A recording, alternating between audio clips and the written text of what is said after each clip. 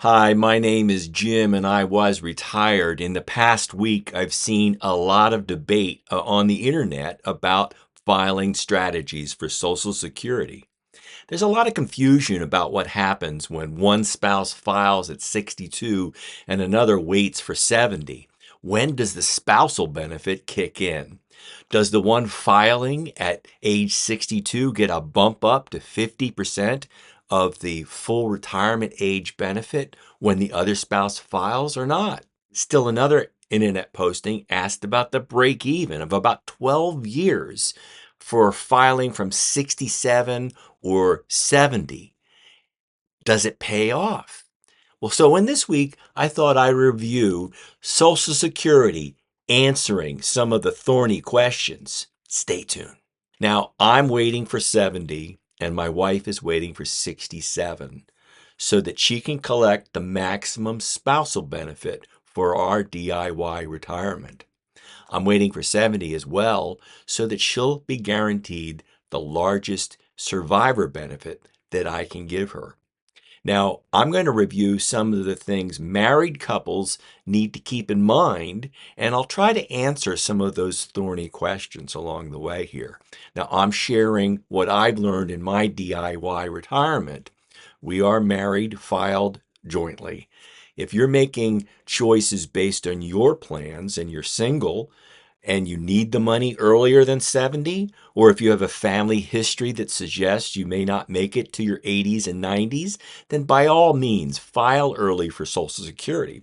But understand that married couples should make the decision together, because if you have someone who will count on spousal benefits or your survivor benefits, then your decision will affect how much they collect too. Now, here again is one of the reasons why I'm waiting for 70. If I don't make it to 70, say I die at age 69, well, my wife will get a survivor benefit as if I had filed that month.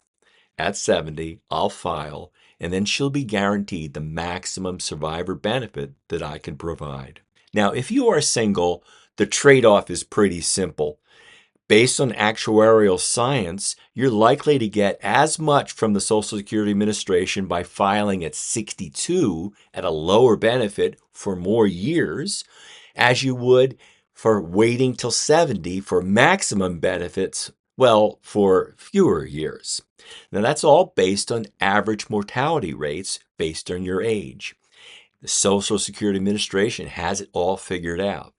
And if you believe that you are more likely to beat the odds and live longer, and you can afford to wait, then waiting until 70 can make a difference for your retirement. Let's review some scenarios on OpenSocialSecurity.com for a single woman, and I'll give her a PIA, a primary insurance amount. That's the amount she'll get at full retirement age of $3,000. And the only factor that I'll add is that she's currently working. So let's see what that looks like. Hey, before I go any further, please like and subscribe to this channel. The higher it shows up in the search results, the more likely another DIY retiree is going to find it. So we're going to look at a few examples here on OpenSocialSecurity.com. And again, this is a great free tool to test your Social Security strategies. And I'm going to start with that single woman who is going to make a decision. She's 64 and she's currently working. How long should she continue to work, and when should she file for Social Security? Open Social Security is one way of testing some strategies. You have to begin with clicking this button here, right there, to give you the options to say still working, test some different mortality tables, not just the base assumption of what Social Security factors are, and also test a future benefit cut in 2034. So I've entered the information. I've entered her PIA, her primary insurance amount. That's the amount that she would receive at her full retirement age. And in this case, her full retirement age is going to be 67. Is she still working? Yes. And let's just say that she's planning to work for 3 more years until she reaches 67, and she's currently making $6,000 a month gross. And we're going to leave this at the standard default Social Security period life table right now, which is how Mike Piper uses this for time value of money and mortality to come up with the best option. I'm going to say we are going to look at the potential cut in 2034 of 23%, which is the current estimate based on current law, and submit. And it says the recommended strategy here is actually to file at 64 and 5 months and start receiving some of the benefits. Again, some of it will be reduced because of earnings, but that means it's just postponed until later. And it says the present value of this strategy is $404,000 over the lifetime of this woman, and the year-by-year amounts that she would get. See, substantially reduced for a few years and then kicked in and get the full value. And then after 34, it drops down by 23%. But you can test other strategies here, test an alternative claiming strategy, say if the benefits are not cut, or I'll leave the benefits cut, and I'll say that she's going to work until she turns 70 and see what changes happens, and submit that. And it's going to say that if she does that, her benefit after the benefits are cut in 2034 would be $34,000, substantially more than if she files early. Those are some factors that she could consider. And again, she could also consider her own mortality. If she comes from a family of people who live well into their 90s, she might want to change this to an assumed age at death, and let's just say 90, and then submit it. And here, the recommendation changes to file at 69. Again, the time value of money. File at 69 for the optimal lifetime payout. See, it's $41,760 if she files at 69. And if she goes with the alternative strategies, it'd be $44,640. And so you can see that's about $3,000 more, and then the cut comes in. If you file at 69, when the cut comes in, her Social Security benefits would come down to $32,000, and if she waited until 70, they would only come down to $34,000. So there's some factors this individual can choose to make on her benefit filing strategy. Now, married couples need to consider each other's benefits and how they will work together for a secure retirement. Now, if both have earnings histories that are similar, spousal benefits may not matter. So I'm going to show you an example of a couple where their PIA are both $3,000. In that case, neither spouse can really collect a spousal benefit. And depending on the individual mortalities for the couple, it may make sense for both of them to wait till 70. Or if you use the average mortality rates, the younger spouse should file at 62 and the older should file at 70. Neither have filed. Their PIAs are similar, and we're going to submit. Got to do something first. Click here so that we can use change in mortality rates and the possible cut.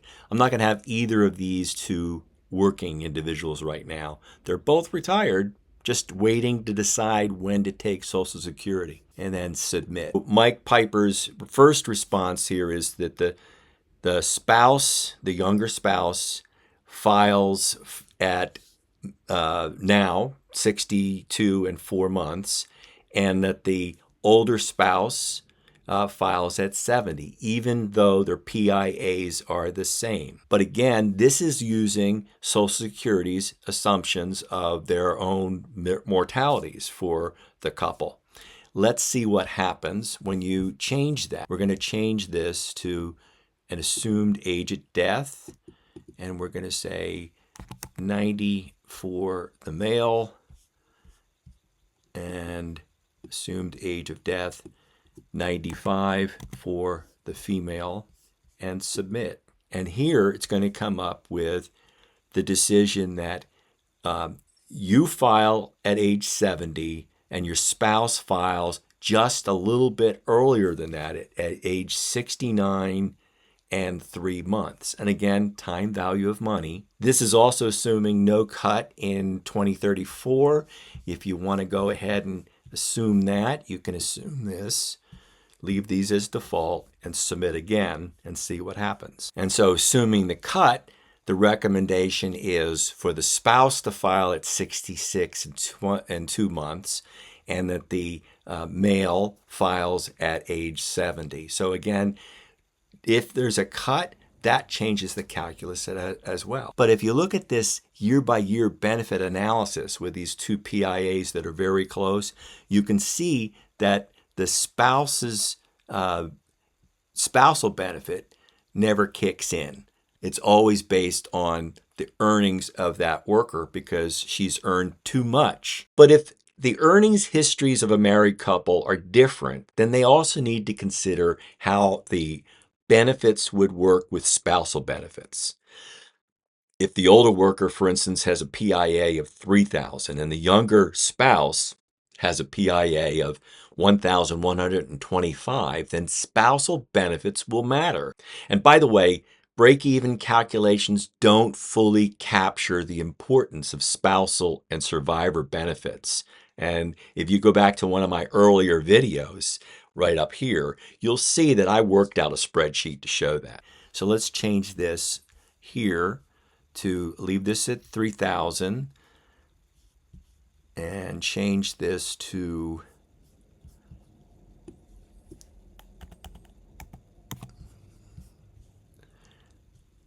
and I'm going to change both of these back to the assumptions of Social Security and now see what it suggests. And the recommended strategy in this, where spousal benefits start to matter, is that the spouse file now and the other older spouse files at age 68. And at that same time when he files, she would then start collecting a spousal benefit. So the calculus changes when spousal benefits start to matter. And so you could see once the older spouse files in 2027, then the spousal benefit starts to kick in. Now also notice that when you get down here to 2034, the benefits are cut. And again, the more benefits you can have going into that year, the higher they're going to be coming out of the cut as well. But this is assuming normal mortality. And again, if they both come from families that live into their 90s, so let's just go ahead and change them to assumed age at death. Again, 90 for the male, 95 for the female, and then see what it says. The spouse should file at 66 and 2 months, but the older spouse should wait until 70. And at that time, when the younger spouse is 66 and 11 months, her spousal benefit will kick in. Slightly reduced than if she waited until she was 67, but in this calculus, it works out for the best. If the spouse waited until 67 for filing before she got the spousal benefits, she would earn a little bit more in benefits, but because of the time value of money, the calculations are that it would be a value of about $500 less. And again, the benefit cuts from $63,600 in 33 to 2034, it drops down to $48,972. But you're making a decision based on your ages, your assumptions of mortality, and understanding what the benefits do to both your own benefits as well as the spousal and survivor benefits. Now, another place to test this is NewRetirement. Again, even the free version allows you to do some Social Security Explorer tests. Now, you can't go in and change scenarios and then compare scenarios unless you go up to the Planner Plus. So you can't compare scenarios with the free version unless you upgrade to Planner Plus, which is, I think, worth it for a nominal annual amount to be able to do that. I like to think of it as financial planning in a box, and I've said so before here. But you can, in the free version, use the Social Security Explorer. And so we're going to skip this intro and then go through a similar scenario and test with this model. Now, I'm going to use the same assumptions that I used over in Open Social Security in the Social Security Explorer in NewRetirement. You can use it on the free level, but it's even more powerful if you can create a scenario and then compare scenarios to see how Social Security strategy then fits into your overall retirement plan. So let's go ahead and make sure the desired claiming age, and we're just going to say that the spouse is going to file it at her full retirement age, 67, and use the same mortality, but no, let's see, change this to 90 and the spouse is 95. So the same assumptions as over in Open Social Security. And then let's see the claiming strategy. And again, this model allows you to change the desired claiming age and longevity ages right up here in this widget while you're looking at this. Then see that the current plan is to file a month earlier. What happens if you delayed it until her full retirement age, which is what they've concluded is the maximum lifetime benefit.